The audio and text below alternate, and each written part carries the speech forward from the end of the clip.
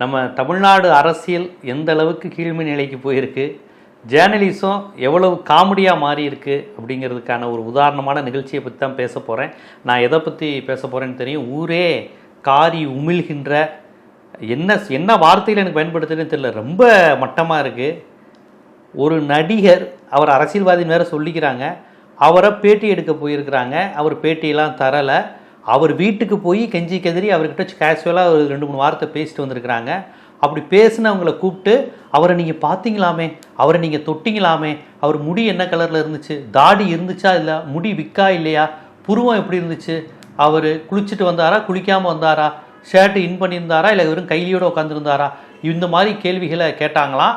அவர் பயங்கரமாக அவர் கரூர் சம்பவத்துக்காக கதறி அழுதாரு. கரூர் சம்பவம் நிட்டுன்னு அப்படி விற்க நின்றுட்டார்.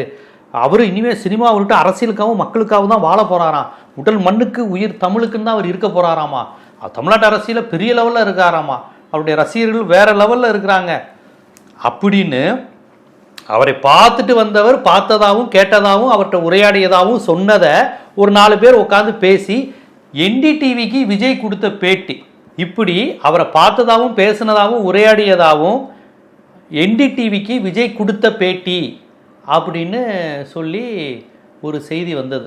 எனக்கு NDTVக்கு விஜய் அவர்கள் பேட்டி கொடுத்துருக்கிறாரு அப்படின்னோடனே எனக்கு ஆச்சரியம்.